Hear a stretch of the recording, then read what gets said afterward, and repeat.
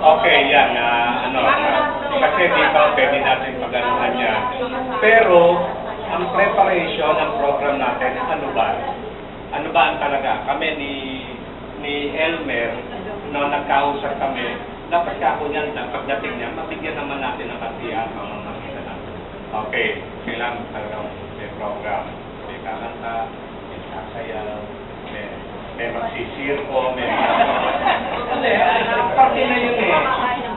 Kung kailangan no, sa Grand Reunion, meron tayong attire na isusuot, ano yun natin? Kaya lang sabi, paano yung mga hindi makakasunod? Yun nga, kumbaga sana, kasi sa akin, sa Grand Reunion eh, parang... Ang gusto ni Toto, meron tayong t-shirt na nakalaan, mag-bash, simply na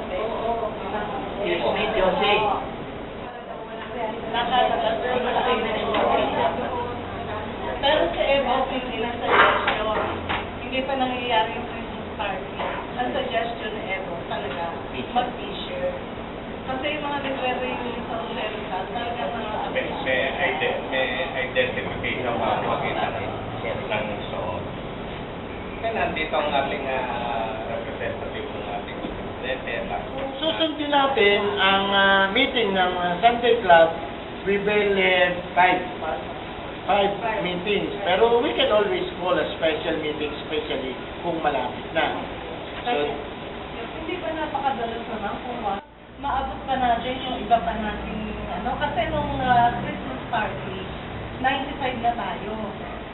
Maabot natin yung iba ron para maisasama natin. Yun naman ang aking idea. Walang problema rin, Jopa. Walang problema yan.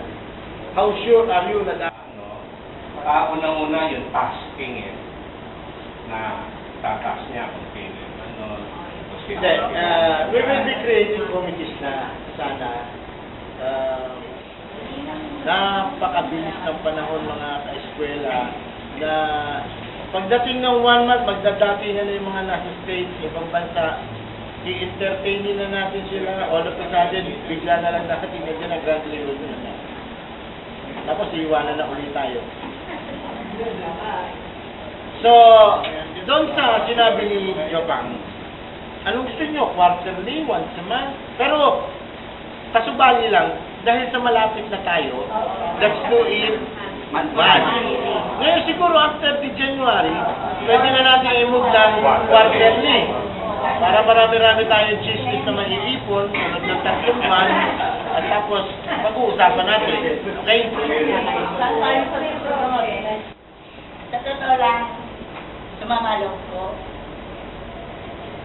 Pasensya na, maiyak ako Kasi wala akong ginawang masama sa grupo. Sinikap kong gawin yung pinapagawa. Pero yung spite of that, pati kami. Pero hindi nag-isip na hindi maganda. Hindi nag-isipan akong nagsamantala sa pera, nagsamantala sa position, sa mga opportunities.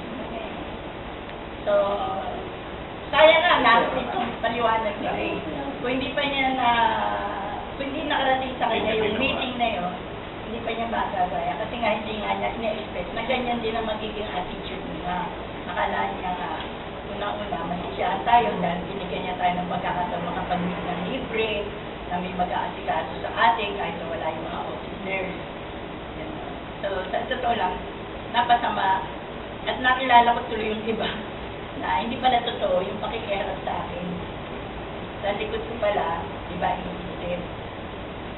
So sabi ko na lang kay Ray, ayaw na Diyos na bahala sa kanila. So, actually, gusto ko na lang kumanastay. Kaya na. Wow. Kaya ugaling bata. So, kahit pa paano, nagpasalamat ako na laki. First time ulit. Nagpasalamat ako ng malaki na dumating na nga si Agustin. hindi na tayo magpo-focus yung mga intriga or ano. Nandito na talaga ang officer na talaga pwedeng mag-preside. Mabuti naman, magaling mag-preside si Assistant. Kahit pa paano Ako ba na-intriga? Ikaw na yung intrigahin. Tawag namin sa'yo kasi Ganireno, mga kasama. Sabi ko nga sa inyo, hindi totoo yung eleksyon na yun eh. Yung sa Piscadores, ako mga nagsasabi. Totoo yun. Totoo yun. So, anyway, mga 5 months na lang naman, sa inyo siya gusto, di pagkakasin muna natin. Next time, mag-elect na tayo, alam talaga sino ang gusto. Especially, At saka po sino talaga ang mayroong panahon na makapagtutuon ng panahon para sikasuhin yung affairs natin. Sabi nga sa inyo, may edad na tayo, may kanya-kanya tayong pamilya, may responsibilidad tayo. Hindi lang ng panahon may bubuhos sa kaklase natin. Alam nyo, natutuwa nga ako, mga may sakit, nadadalaw pa ninyo. Si Arsenio, nakita ninyo, nagtatago na sa mga puno. Si Efren Remillo, ayaw umalis. Ayaw umalis dahil sa yung mga ka-eskwela niya na dumadalaw sa kanya. Sa Amerika, walang dadalaw sa kanya ron. Maski bumili siya ng grocery, walang dadalaw sa kanya. Pero yun, nagagawa ninyo.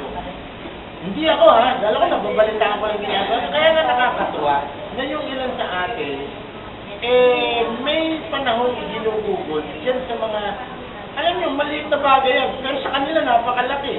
Dani, napakalaking bagay, madalaw ng eskwela.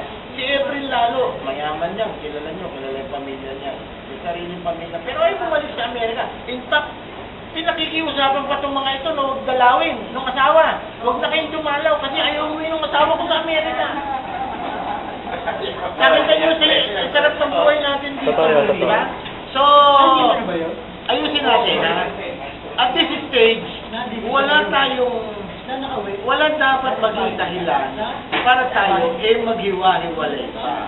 Ang isipin na lang ninyo, yung effort na ginawa ng ilang mga kaeskwela natin sa paghahanap sa atin. Ako hindi, madali ako hanap. Yung iba sa inyo, madali na natin. Pero yung iba, sabi nga sa inyo, si Arsenio, nagdidilig itong alaman natin. Ha? The Guzman. Saka Malolo. So, alisin na natin yung agang-agang. Let's try to work as a team.